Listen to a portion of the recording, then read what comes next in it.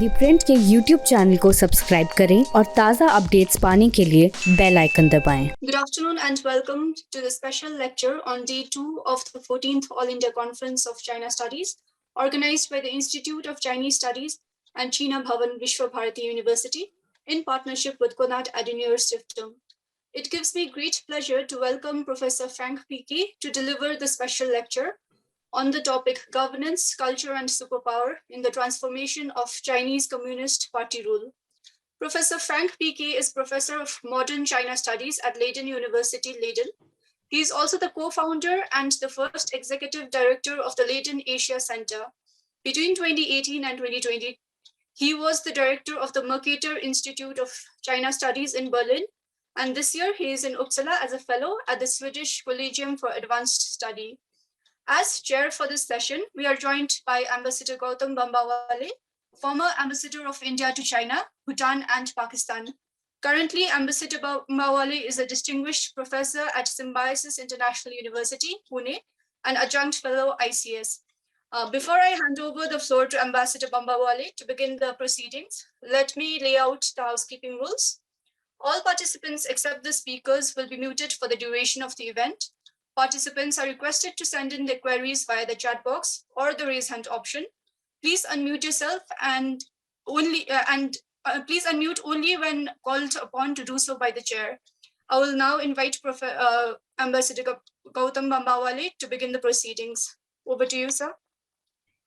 Thank you. Thank you very much, PREKSHA. And let me start by welcoming Professor Frank Pieke himself for this 14th All India Conference on China Studies, and for this special lecture on governance, culture, and superpower in the transformation of Chinese Communist Party rule.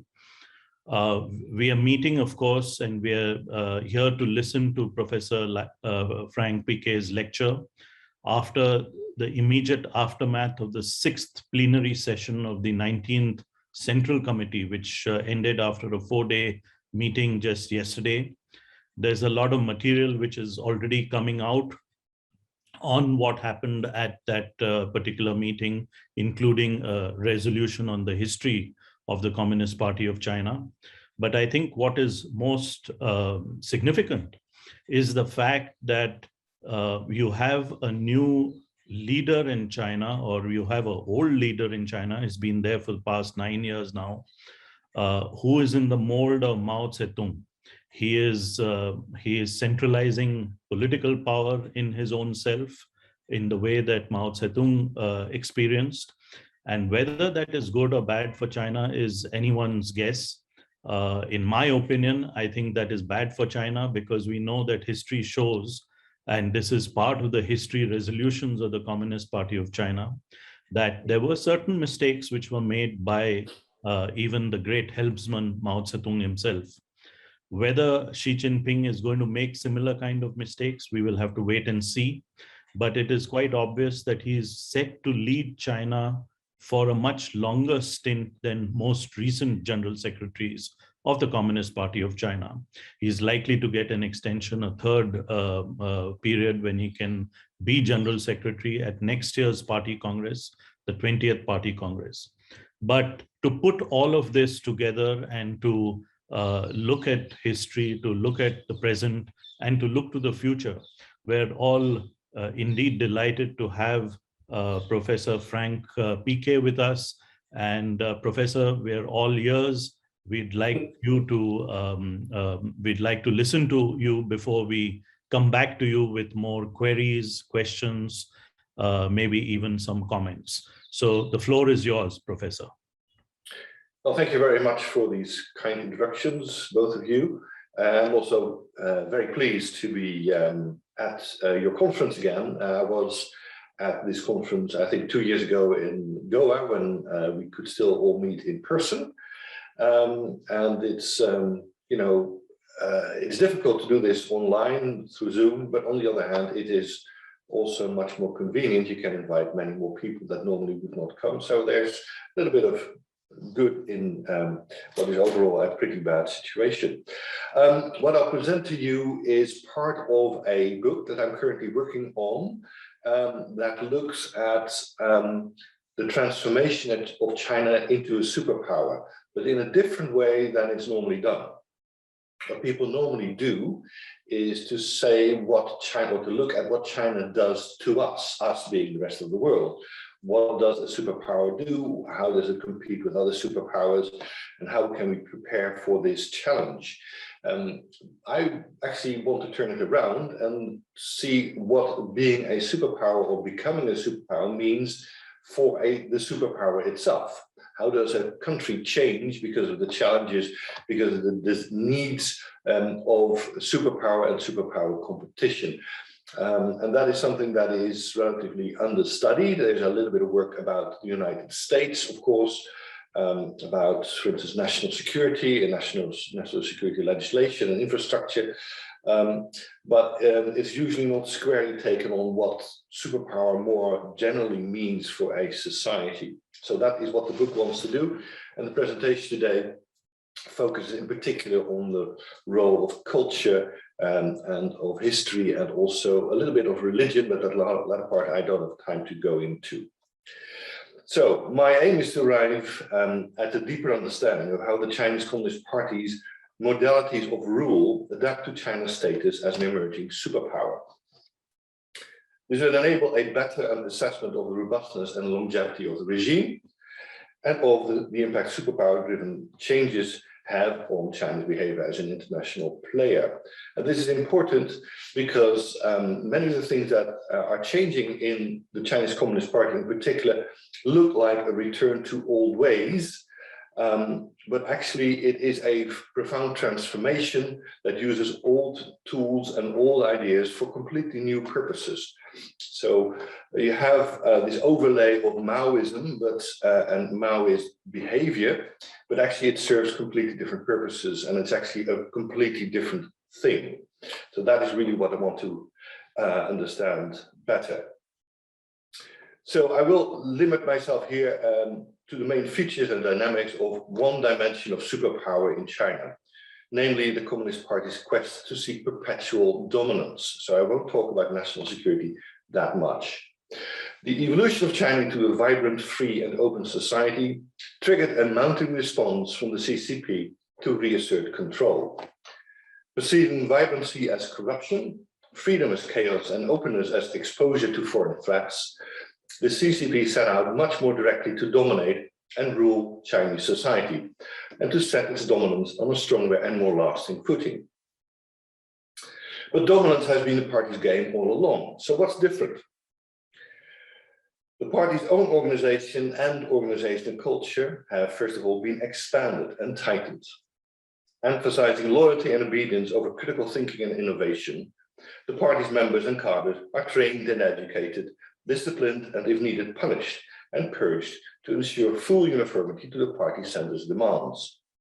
Although originally not necessarily so intended, this renewed emphasis on the party by the mid-2010s merged with the current leadership's singular focus on national unity and national strength, on international prestige and great power competition with the US. The power of the central leadership, and especially of Xi Jinping himself, is felt much more directly and uniformly all across the country, while the room for local improvisation and policy adjustment continues to shrink. Most importantly, the party assumed direct responsibility for government. No longer content to be a chess player, controlling the game from up high, the party has now stepped onto the chessboard, involving itself directly in governance. The party has also taken a much harder look at itself. Party building, as it's called, has been stepped up in order to maintain what the party considers to be its own unique nature. Party building is, and this is a set phrase, how the party must manage the party, bringing together ideology, organization, and political practice. The key aspect of this approach is the principle of, again, a set phrase, strictly governing the party in order to enhance the party's organizing power, to strengthen the political function of party branches, and to develop the party's role of a battle fortress, again, a set phrase, in the consolidation of the party's long-term governance. Now, this started way before Xi Jinping, with Hu Jintao essentially, but Xi Jinping further increased the direct political and administrative role of the party and strengthened its presence and grip on government, the army, the judicial system, civil society, business, and especially the party itself. Xi also put an end to enhancing inner party democracy, which had been an important aspect of Hu Jintao, strengthening of the party's capacity. Under Xi, the party became the instrument of the central leadership to roll out their vision and policies without any particular pretension of representing anything else at all. Instead, the new party constitution of 2017 simply proclaims that, and this is a quote, the party leads on everything. The centre's top-level design of policy and governance formulates central blueprints that are systematically rolled out throughout the system of government and the party. This technocratic vision is supposed to replace the structurally fragmented policymaking and implementation process of old, where central policies were adapted to, or even countered, to suit local circumstances. Meanwhile, Xi's immensely popular anti-corruption campaign has been thoroughly institutionalized and turned into a permanent feature of party rule. Party discipline and party supervision now pervade the entire administration. Persecution of corrupt individuals reaches the highest levels, including members of the Standing Committee of the Politburo itself. So the party has created a new infrastructure of comprehensive dominance revolving around law-based governance, performance-based audit and surveillance, and top-level design, putting the party on an unprecedentedly solid footing. This, however, is only the most visible aspect of the transformation of the CCP under the impact of China's rising superpower status. As Franz Schumann so many decades ago already taught us, a communist party rules not just through its organization, but also, and perhaps more importantly, through its ideology. I will argue that this aspect of CCP dominance might be the more important one, because it extends party legitimacy from mere overt ideological pronouncements to penetrate deep into Chinese culture and even into religion. This effort amounts to what I would like to call the naturalization of CCP legitimacy. The CCP's legitimacy can no longer be pigeonholed as socialist, nationalist, developmentalist, or even as just good governance. Nor is the party's chief concern avoiding unrest or dissent. The party is rebranding itself deliberately as the heir, guardian, and embodiment of the Chinese nation and Chinese civilization, aiming to establish a foundation to its rule that is unquestionable and perpetual. That latter is really important. The party's stated mission has become extremely general, anodyne even. In the words of the communique, the sixth plenum of the CCP issued yesterday that was already briefly alluded to, quote, since its founding in 1921, the Chinese Communist Party has always regarded the happiness of the Chinese people and the revival of the Chinese nation as its original mission. Now, this is one of the grossest misreadings and distortion of history that I've ever encountered. I thought there was something about class struggle and about the proletariat in the original mission. I don't see it now. Weaving together the strands of ideological innovation, the production of an excellent Chinese culture, important stock phrase again, and the construction of a patriotic and revolutionary tradition, CCP legitimacy is forming a fabric that will prove more difficult to unravel with each passing year.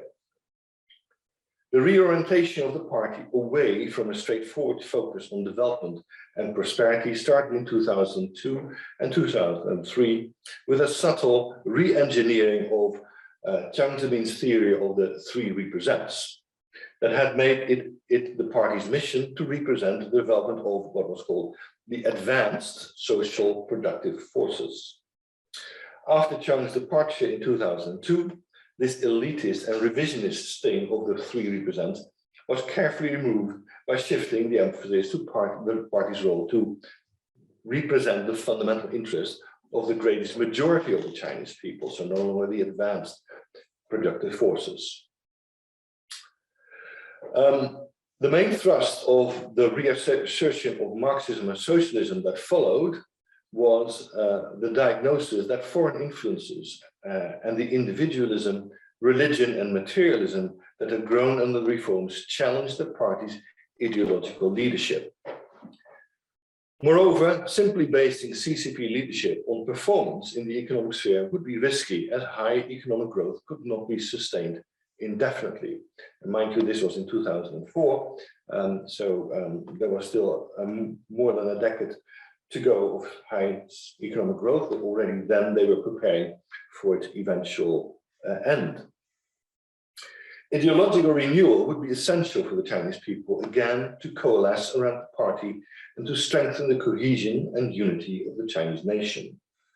In order to make that happen, CCP ideology had to become more tangible and realistic, presenting concrete ideas on how to address the needs of the people instead of just being an abstract and faraway ideal.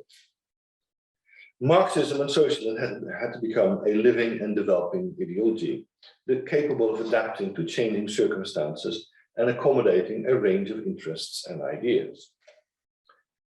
This development of CCP ideology took on a more concrete form in the concept, well-known concept of the scientific outlook on development. However, ideological innovations of the CCP not merely enlisted science as the foundation. In the redirection of China's re-3% that I just talked about, Confucian terms like people-centered development and harmonious society began to feature very prominently. China's traditional culture and religion had witnessed a revival in Chinese society in the 1990s and 2000s already, as a reaction against the materialism and foreign values of modern lifestyle. Things like national studies, Confucian education, morality and self-cultivation, and Taoist, Buddhist and other religious practices all stayed to come back, quite often as an alternative to the rapid spread of mainly Protestant Christianity.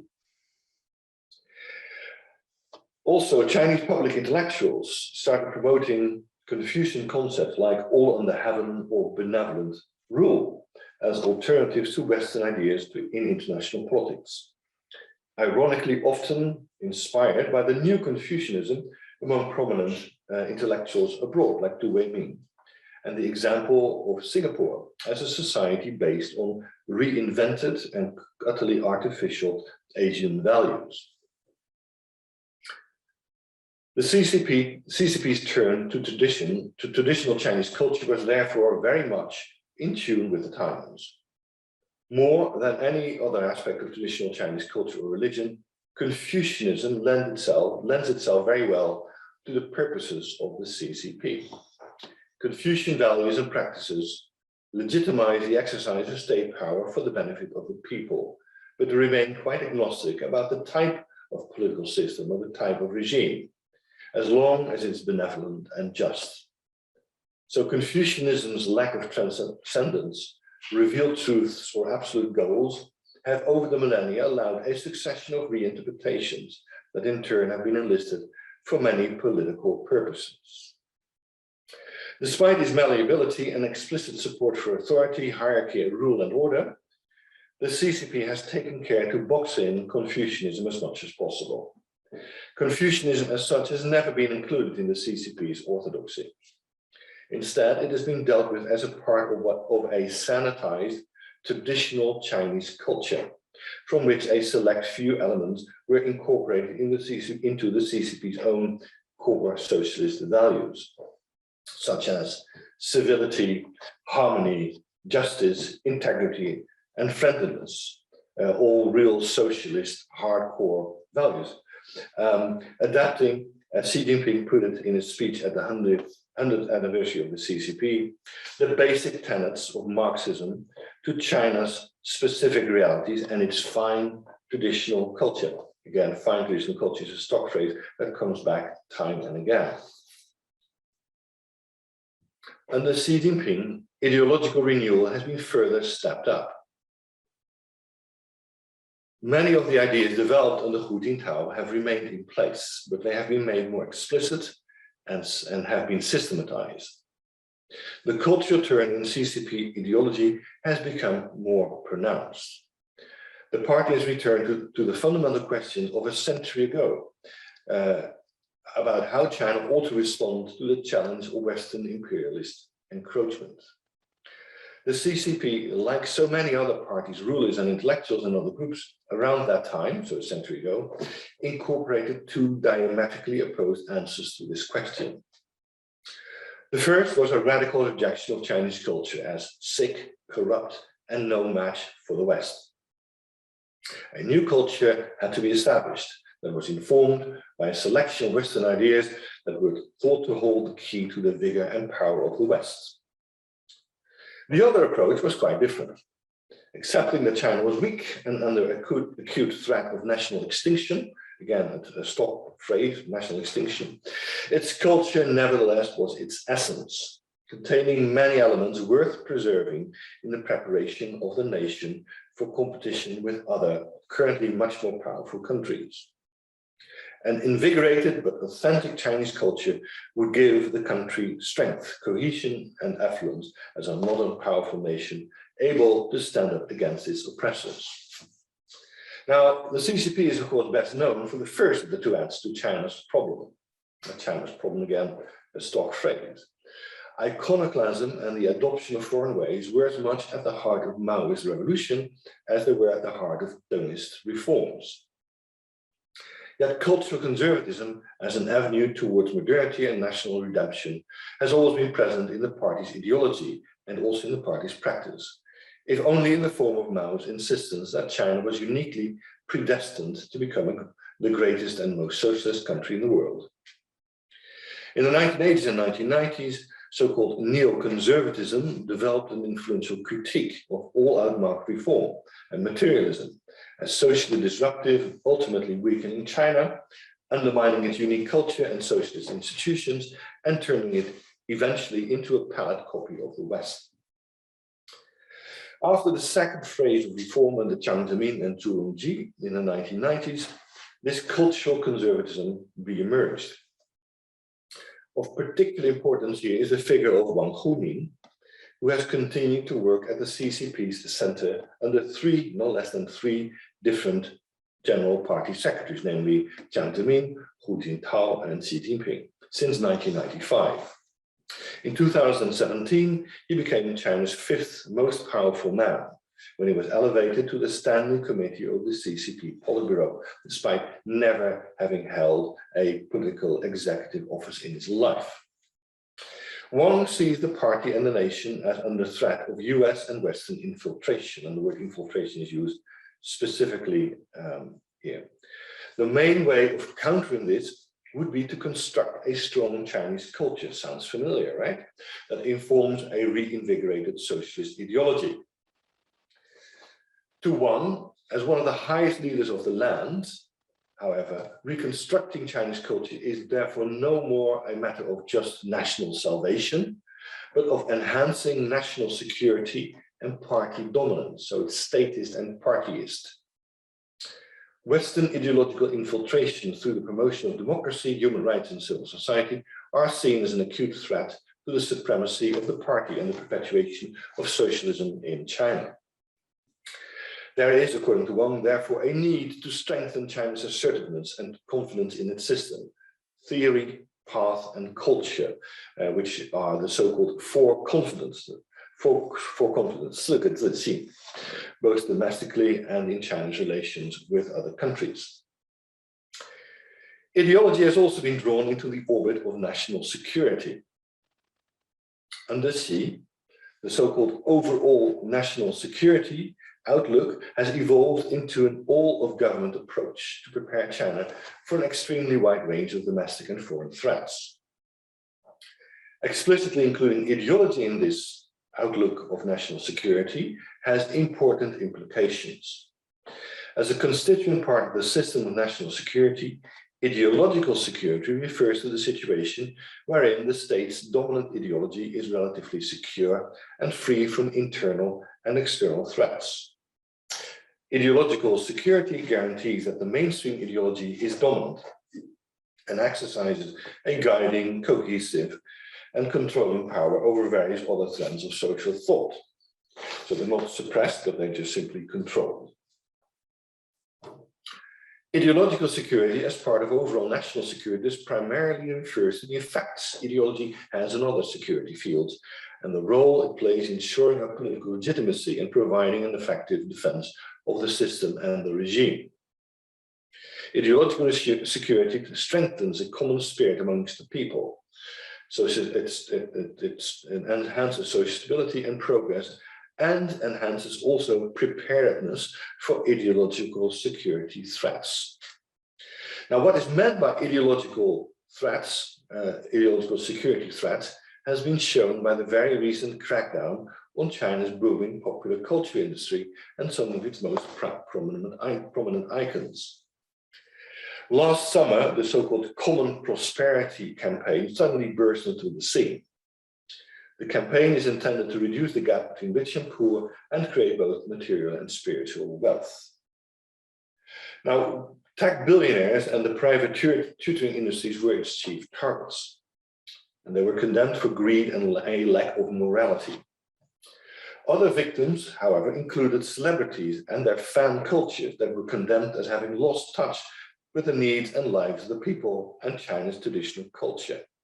Especially offended city stars were denounced for fake and ugly values and deformed aesthetics out of touch with the needs of the common people. I always find it very interesting that you denounce it is out of touch with the common people, whereas these people, these city stars, so-called city stars, have a massive fan following. Perhaps the party is out of touch with what the common people are. Perhaps the common people are all sissy stars, wannabe sissy stars, but that's something they don't want to entertain, obviously, as a thought.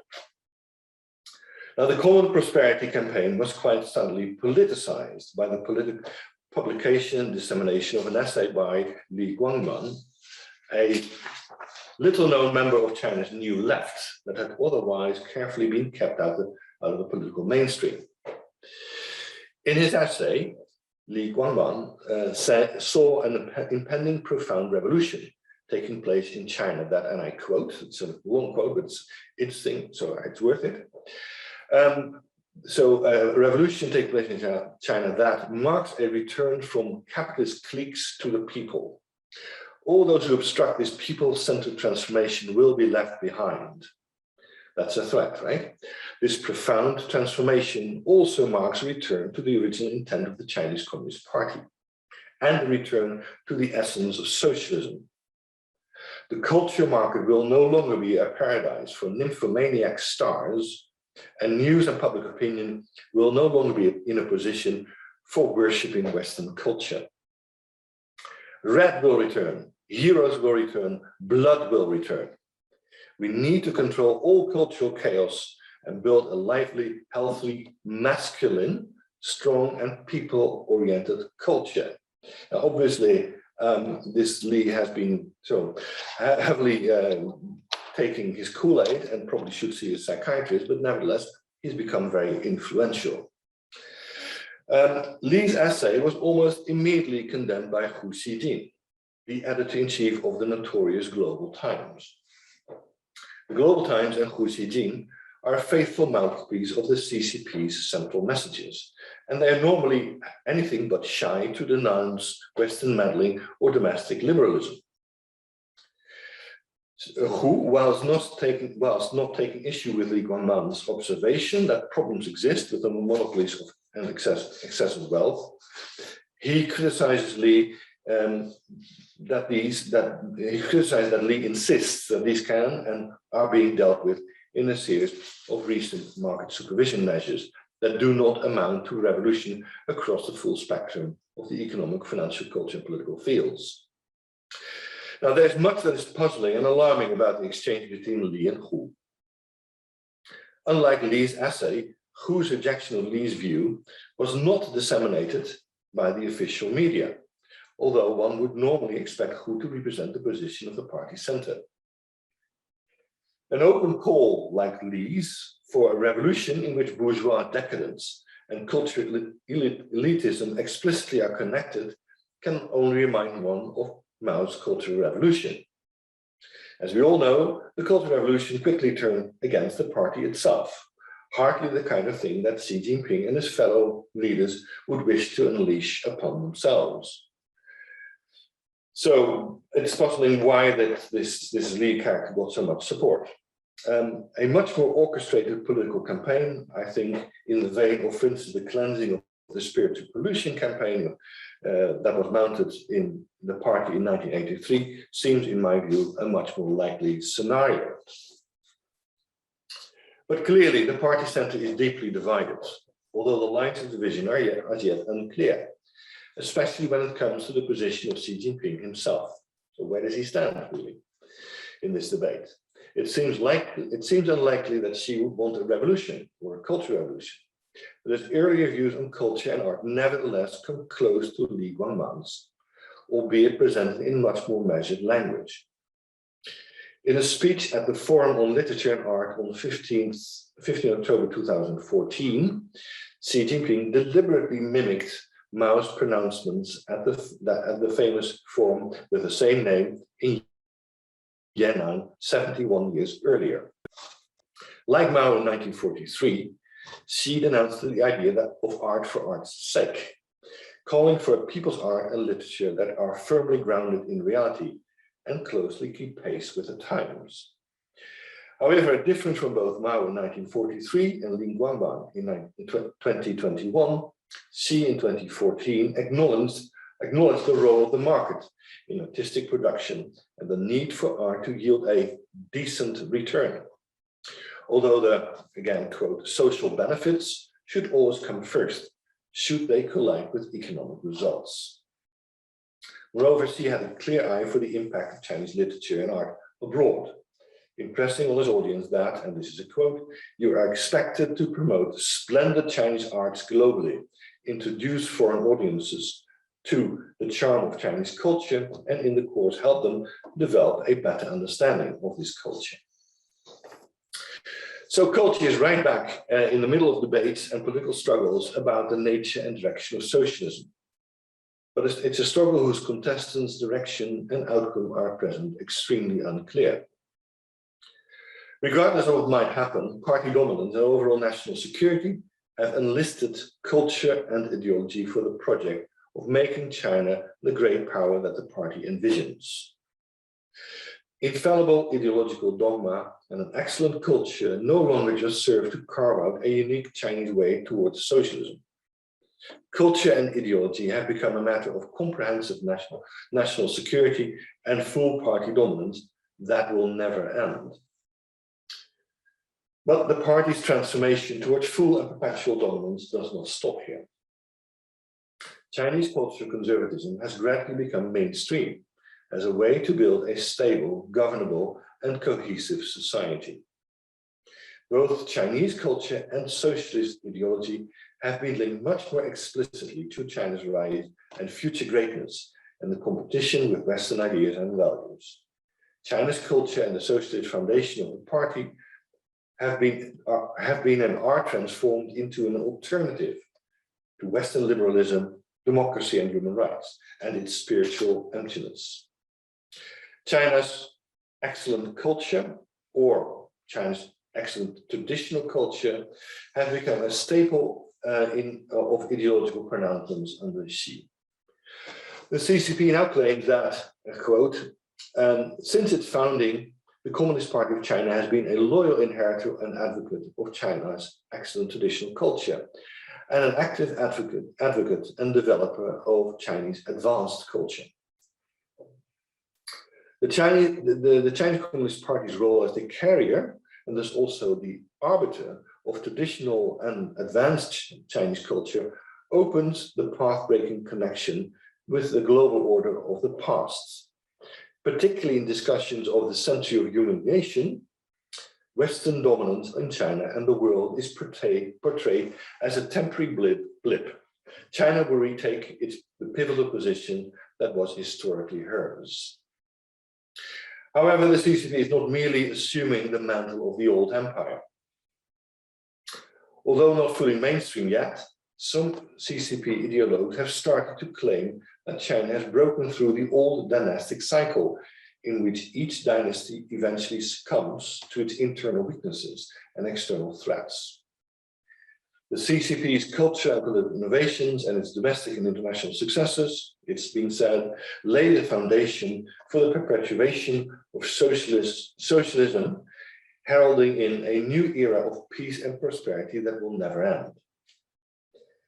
As I said, this is not mainstream yet, but you see it in articles written by people in the party school system. The legitimacy of the party is thus about much more than just ideology and ideas. The dominance of the party is not just declared and imposed, but is transformed into a truly natural and perpetual state of being. China's excellent culture informs and complements explicitly ideological innovations and organizational strengthening. They transformed the party into a ruling organization fit for China's rising superpower status, away from a performance-based legitimacy that focused on catching up with the advanced nations of the world. Likewise, the ideologically defined goals of socialism and communism are beginning to look outdated and are no longer really needed. In official discourse, socialism and communism are therefore increasingly replaced with invocations of Marxism, which is used as an empty signifier that can endlessly be adapted to Chinese realities. By letting go of an ideologically defined mission, the party has opened up an unlimited array of legitimizing ideas that it can shape in any way or form it wishes, ranging from Marxism to nationalism to Chinese civilization and even to the dynastic rule. Moreover, as a self-acclaimed inheritor and carrier of Chinese civilization, the CCP has usurped the authority to determine what exactly Chinese culture is and what it isn't. This grand project's ultimate aim is to naturalize the party's rule, making it unquestioned and unquestionable. If successful, this will in the long term excuse the party completely from having an ideology, an ultimate mission, or possibly even any legitimizing ideas. If that is successful, then the party will no longer have to be believed, it will simply be believed in. Thank you very much.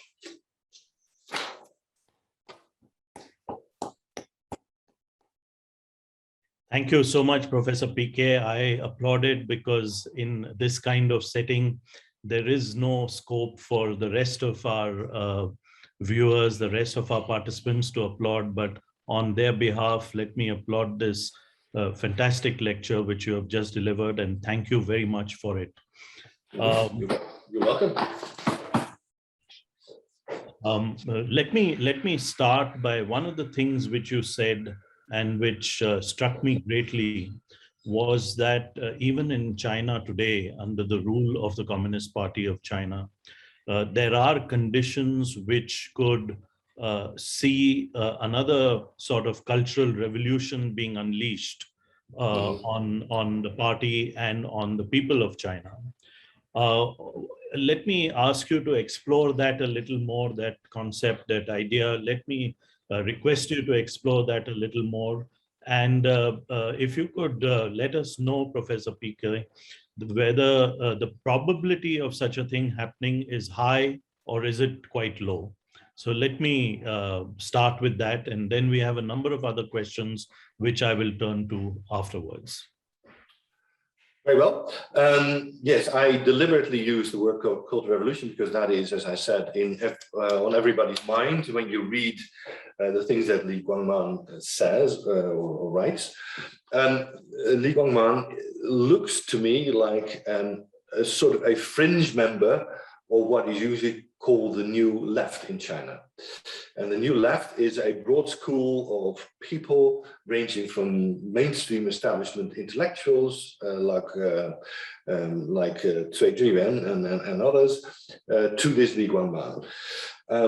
And Li really wants to insert himself in this debate and have an impact by taking a very extreme position and doing, in fact, what more moderate members of the New Left would never want to say, and that is that China needs a new cultural revolution. Li Guangman specifically and explicitly uses the word revolution, I think, to get heard, and he's been successful. And I think that many people in the New Left as well are furrowing their eyebrows and trying to think of ways of countering this argument, because that would be highly disruptive. So I don't think that there is a broad constituency in China for starting anything that even remotely resembles a cultural revolution. But by using this word, you create more of a political plank to reinstate some of the political techniques and also the goals, perhaps political goals, of what the cultural revolution purportedly was. And I think that's the objective.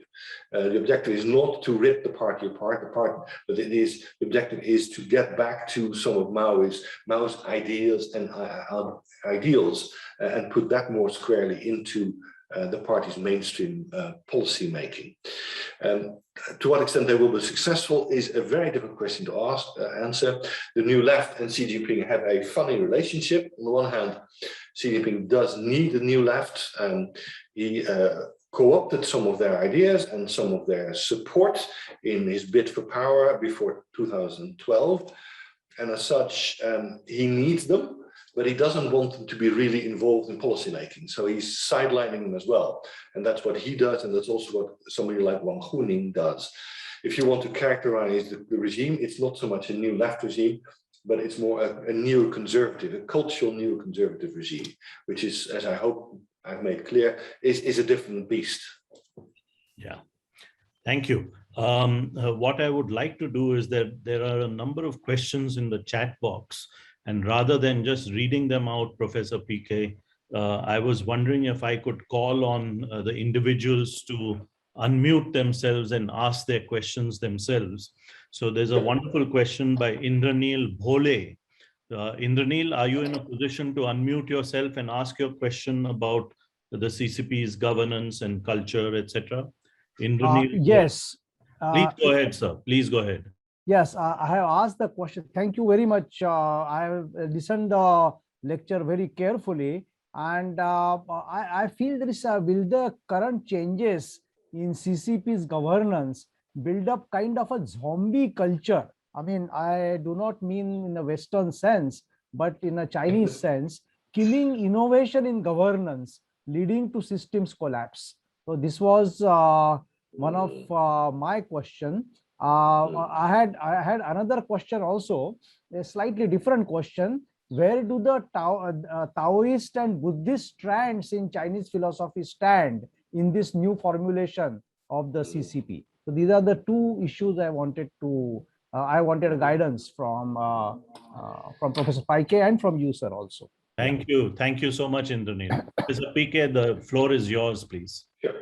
So starting with the second one, Taoism and Buddhism are not denounced as much as Christianity by Xi Jinping. Xi Jinping hates basically anything that's foreign. He's a Chinese cultural chauvinist, if you want to pin a label on him. So that makes it difficult for him to oppose Taoism, although Taoism has elements in it that are politically much less digestible than Confucianism. Buddhism, of course, we all know it doesn't really originate in China, right? But nevertheless, it's so Sinified that it's considered to be part of Chinese traditional culture. And Xi Jinping is personally quite interested in Buddhism and quite supportive of it. For instance, he supports a very important Buddhist sect, you can call it a cult, in China that has tentacles all over the world and has temples all over the world. And he is their patron, or one of their patrons. But what you don't see is that that is inserted specifically in ideology, in CCP ideology. That is limited to what I call these very anodyne, very sanitized Confucian concepts, which are much more politically useful than ideas about transcendence and all that, that you get from Taoism and Buddhism. The only exception might be a focus on self-cultivation in the creation of a new new citizen, a new responsible citizen. But that again is phrased mainly in terms of Confucian self-cultivation and not in terms of Taoist meditation or Buddhist meditation. Now about zombie culture, I don't think it's a zombie culture. It is a culture that is completely constructed. But there's nothing in that that says that that should not be, that cannot be successful. And it is, of course, very artificial. It looks silly sometimes viewed from the outside. But when you bang on enough about it, it starts to lead a life of its own. And people start believing it because there are few alternatives available. Look at Singapore, where where constructed culture is all the rage. Constructed Chinese culture, Indian culture, Malaysian culture. It works if you are pushing it enough. But there is a danger, of course, and that is that things like Confucianism, Taoism, and Buddhism also have a lot of traction independently of the party in Chinese society. And that is something that is condoned, allowed, but how it should or can inform what the party itself does always remains unclear. And that is a very difficult juggling act, because there are Confucian schools and academies set up. There is this Guoxue, this national studies craze that is still playing out in Chinese universities and elsewhere. And these things have to be carefully watched in order that they don't get out of hand and don't start generating ideas that might be heterodox or might even be somewhat subversive. So playing with culture is always a double-edged sword, but I don't see it leading to system collapse. In fact, I see it as a way of shoring up the system and, as I say, perpetuating the system. And that looks like, at the moment at least, like a successful project rather. Thank you, Professor Pieke. That was an excellent question, Mr. Bhole, and thank you for that lovely. Thank you, sir. There's a follow-up question on, you spoke about the concept of the new left, or you spoke about the new left, Professor. And there's a question from our YouTube channel from Mr. Saurabh Kumar. I assume it's Ambassador Saurabh Kumar from Bangalore. And he says, could you please explain the meaning of the term new left? Isn't it an incongruous term when the essence of the overall economic policy is in the opposite direction? So could you please explain a little more about your concept of the new left, or about the concept of the new left? Yeah, I see the new left as consisting of two components. The first one is a selection of old Maoist ideas filtered through Red Guard experiences of many of the proponents of the new left. But those elements are mainly important in the emphasis on taking the people's interests at heart, working for the people, fighting corruption, fighting capitalist enrichment and things like that. So this is a social justice kind of agenda. And that is very much part of the CCP's mainstream ideology. Another aspect of the new left, I think we should separate out, and that is, let's say, quasi-Maoist political techniques of mobilization. So criticism and self-criticism of party members, the personality cult around Xi Jinping, the use of also material culture of Maoism, the return to the revolutionary tradition of the party as a legitimating instrument. These are not, in a sense, real in a political sense that they define a particular direction of agenda, but they're used to shore up the regime and the power of its leaders. That's also why I don't think that Xi Jinping's cult is a new Maoist cult. It is simply mimicking what Mao did for the purpose of somebody who, unlike Mao, is fully in power and fully at the center of power. Mao, don't forget, developed this personality cult because he was sidelined within the party center and needed ways to get back in. And Xi Jinping doesn't have that problem. He is right at the center. Of course, he's got lots of enemies, but he's right at the center, and he simply uses his cult to shore up the party and the system itself. So it is system confirming and enhancing rather than undermining the system like Mao Zedong's cult was. Thank you. If you want to read about the New Left, there's a very good book by Jude Blanchett on China's New Red Guards, which I highly recommend. Okay. Okay. Thank you very much for pointing us in that direction. Let me ask one other of our younger scholars from the Institute of Chinese Studies who has a question in the chat box. I'm going to call on Shruti to please unmute yourself, Shruti, and if you would like to ask your question directly to Professor Pieke, please go ahead. Shruti, are you being able to? Yeah, go ahead, Shruti, please. Thank you so much, sir, for that excellent presentation, and I agree with several of your points.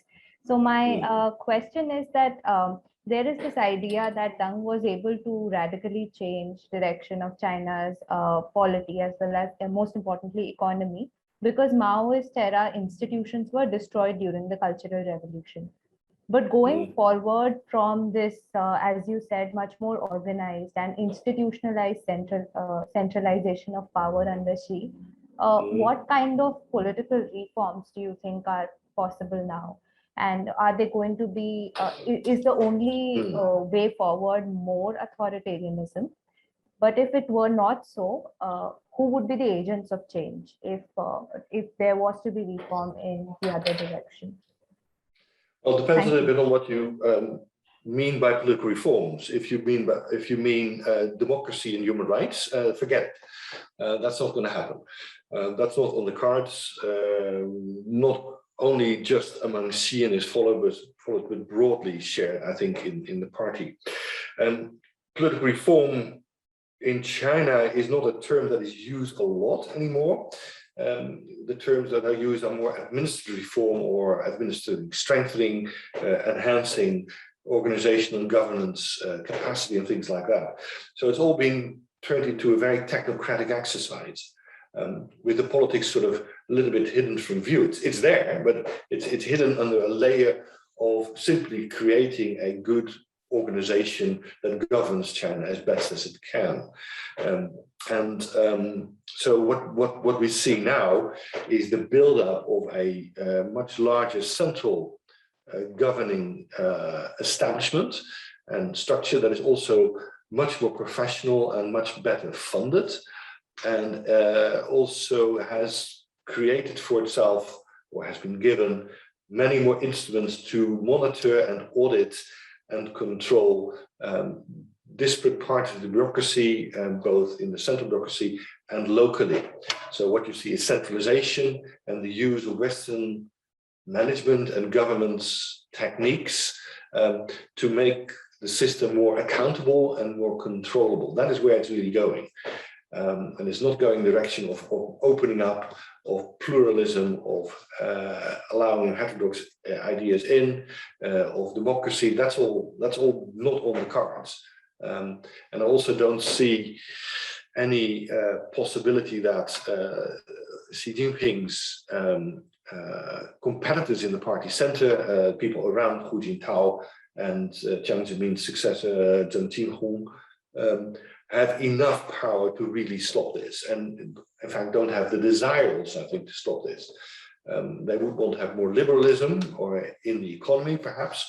They would want to have more liberalism in society, but I don't think they want to roll back the party's build-up of its governing capacity. I don't see them doing that. Yeah. So little joy, I'm afraid. Yeah. I think we are slowly running out of time, but Professor Pieke, if you permit me, I'll just read out one last question. Very broadly falls within the ambit of your talk. It's from a person, Nirmal Panda, and the question is, I request if you can focus a little bit on the restructuring of the PLA under Xi's command and PLA's role in upholding the supremacy of the Chinese Communist Party over the life of the Chinese people. Right, I okay. could. That's an extremely broad question, of course, Yes. and way beyond the purview of this particular talk. But I'm happy to say a few things about it. I'm not a PLA specialist, but I know something about it. As the person who asked this question clearly knows, the PLA has been brought back to heel in the last 5 years, starting in 2015, 2016, and has been turned again into a party army rather than a national army. That is the key thing about it. I think Xi Jinping was getting a little antsy about the party's professionalization as being, again, a double-edged sword, that the party, that the army at some point may start thinking of itself as the embodiment of the nation rather than the party being that. And that's, of course, a dangerous thing, not only in China, but in many other countries. The army is always a very dangerous political force. I think that project has been quite successful, but I just read the communique of the most recent 6th plenum, and towards the end there's one really important sentence. That's I think the key sentence, which says that the party, the army, and the people should unite more strongly around the central leadership. Now that means currently it is not united around the central leadership, right? So it basically says in the party there are people that are the enemies of the current leadership. In the army there are people that are enemies, and amongst the people, whatever that may be, there are people enemies, and we will go out and get them. That's what they say. I mean, it sounds like a very sort of anodyne, simple thing to say, but that's really the implication. So perhaps the job hasn't been fully completed in the army as well. But exactly how that's going to play out or who it's going to target is something that I can't possibly say on the basis of the current evidence. Thank you very much, Professor Frank Pieke. There is a formal vote of thanks, but let me thank you on behalf of the Institute of Chinese Studies, on behalf of this 14th All India Conference on China Studies, for such an scintillating and very, very interesting lecture. It's been a pleasure to be here and to listen to you, Professor. We look forward to greater interaction with you over the coming months and years, and we do hope that it will go from virtual to being physical interaction. Yes. If you permit me, I will bring this particular part of our conference to a close and hand it back to the MC for the final thanks. Thank you, sir. Let me conclude this session by thanking the chair, Ambassador Bambawale, and the speaker, Professor Frank Pieke. I would also like to thank our digital partners, ThePrint, for covering our sessions. The video recordings of all our sessions will be available on the ICS YouTube channel. We will now have a break of 15 minutes and resume at 5 o'clock for our next special panel on the topic social dimensions and disruptions caused by COVID-19 in China and India.